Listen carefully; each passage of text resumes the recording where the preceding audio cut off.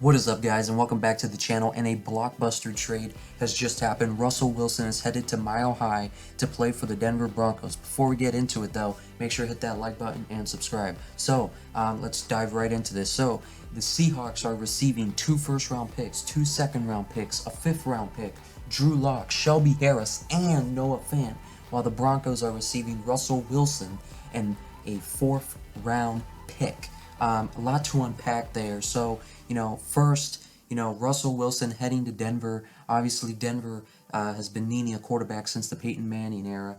Drew Lock and Teddy Bridgewater just weren't it as starters. And Russell Wilson may be able to take this team now to a higher level. I don't think they're automatically right off the bat they can contend for a Super Bowl as a dark horse, but I don't think they're going to be a dominating force where they're up there with the Chiefs and Bills. I don't think they're on that level yet, especially with some of the assets that they gave up to get Russell Wilson.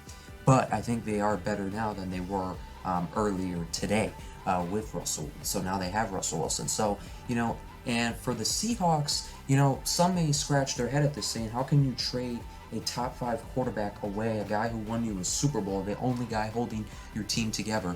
But the way I look at it is the Seahawks weren't going to be contenders with Russell Wilson due to the fact they just didn't have anything, and they didn't have the assets to be able to rebuild. The only way they would have been able to properly start the rebuilding process is by trading a blockbuster player like Russell Wilson, and they did just that. I think it's a win for both sides, and if you look at who the Seahawks are now receiving, they got 2 first-round picks, 2 second-round picks, so that's 4 picks within the first 2 rounds. That's insane, plus the picks they already have. Then they got a 5th-round pick, not as big of a deal, but you can always get gems there. Drew Lock, who's still a young quarterback, I don't know if he's starting caliber, but nice to have him there, I guess. They got Shelby Harris, and then Noah Fant, a young up-and-coming tight end who may arguably be a top 5 tight end already, and that was a pressing need for the Seahawks, and now they got that. Switching back gears to the Broncos, the Broncos, they now I think their roof is a 12-5 record. I think the worst they can go is 9-8, 10-7. I think they'll be in the playoffs. I do not think they will not win the AFC West. I still think the Chiefs will take care of them. But I think this definitely is a massive upgrade for the Broncos, and it's going to take them to the next level. While I think for Seattle, I think it was time. That relationship had ran its course. They really, they hadn't been to the playoffs till now this past season. They hadn't made it back to a conference championship game since 2014.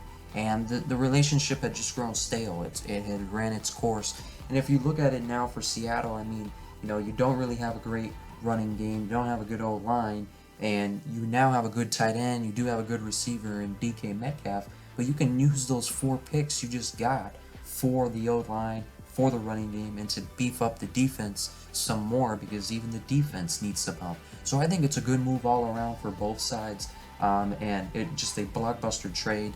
The news of the day of obviously Russell Wilson headed to Denver. Comment down below what you guys think about this trade. This is crazy. I think if I'm giving a grade, I'm giving an A to the Broncos and maybe an A- to the Seahawks.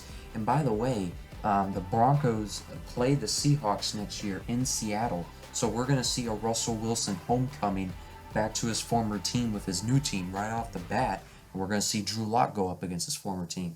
So it's going to be interesting. But other than that, I will see you guys next time.